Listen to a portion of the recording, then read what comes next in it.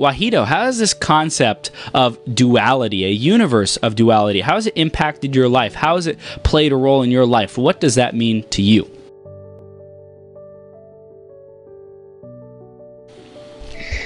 Well, of course, that's a very interesting question. And, I kind of prepared myself because I heard you asking that question before. But it's actually something that I've been listening to since the age of 17, when I started reading spiritual books from people like Paramahansa Yogananda or Osho, or, like Deepak Chopra. And, it's something that resides here on our reptilian brain, actually, like the fight or flight mechanism that it's like triggered whenever you are in danger. And so I think it's very important to have this sense of duality, basically to create like this sort of good judgment in our minds. But, it's something that we grow up with, right or wrong, what is supposed to be the conscious or unconscious way of doing things. I heard someone speaking about yin yang, and there is this kind of ladder, like the superior people, and comes a lot from the Hindu traditions. The Brahmins are the highest, and the untouchable are the lowest. And I lived in India. I've seen that, for 1 year. It's how it is. But what I find interesting is how you actually tackle that duality. And creating a daily practice to really make sure that you are not falling into judgments. For me, duality means judgment.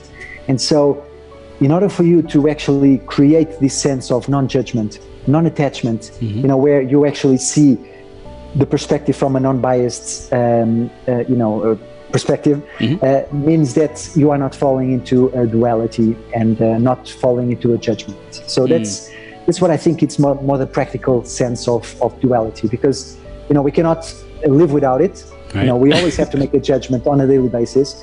It's best not to judge the book by its cover. That's definitely what I live by. But I think you need to create a certain type of judgment, otherwise it becomes very difficult to live in this kind of mundane, kind of physical realm of existence. Yeah, I find that so interesting. Like the judgment of what do I choose? There's almost like a judgment of choosing, or what's next? What should I wear today? What should I eat? What is the healthiest for me? Or who should I partner up with in business?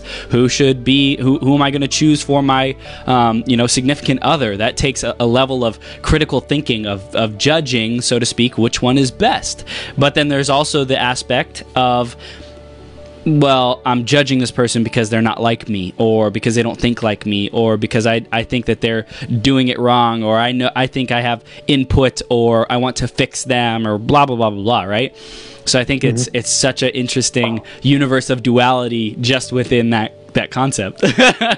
Definitely, but the thing is, I tend to more and more use less of my rational mind. And things like emotional intelligence, empathy, even being patient, and really getting the right kind of assertive judgment out of the situation, based on intuition. Things that really, really make more sense for me than the rational mind that really tries to, in a rational way, say, this should be like that because of this and that. And many times, the BS that you spoke about, for me, it actually means belief systems. Yep. And so many times using our rational mind becomes, actually falling into limiting belief systems. So LBS, and means that, you are falling into repetitive patterns that you many times are not even conscious of. Wow.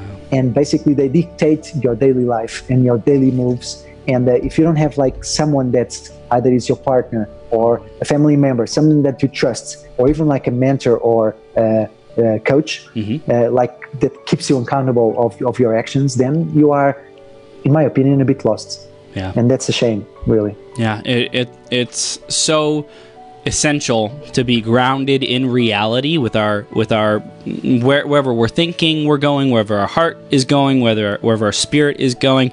It's important to be grounded in, like, how does this really sound, and how does it come off? How can I communicate this not only to myself but to others, so that it's effective in dealing with reality? Because, you know, we could live on Mars, so to speak, in our head and pretend like the world is Mars and act like it's Mars.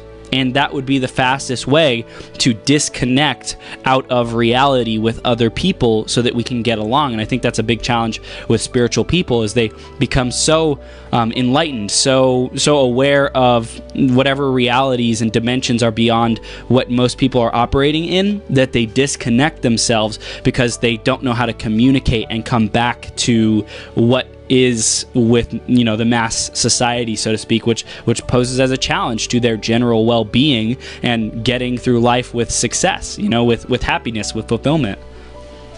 Definitely, and I believe that you know, there needs to be a very, very deep sense of balance. Yeah. And you know, it's like I was reading or watching someone on TED Talk today speaking about being an introverted. And you know, what she was saying is it's so important to be in nature, for instance, in order for you to really come back to that silent space. And so I believe that, you know, in one side we should really focus on, you know, spirituality and you know, getting that kind of awareness that I believe comes a lot with emotional intelligence. And really being able to listen, you know, to listen to yourself, to listen to your mind, and really be able to discern it, and then bringing that to our kind of daily life so that we can actually communicate to people in the best way possible. And, you know, like you and I, you know, like being a coach, for instance, you know, I have trained myself so much to listen, to really be able to listen. And I believe that this is a bit of a quality of the feminine energy. But, you know, more and more needs to be practiced. If we don't practice, you know, it's like a muscle. If you don't practice this kind of listening, then you are basically not able to go deep into your own listening and go deep in the listening of, especially the people around you, like your, you know, girlfriend or boyfriend, or you know, if you're married, like wife or husband. Yeah, 100%, Wahido.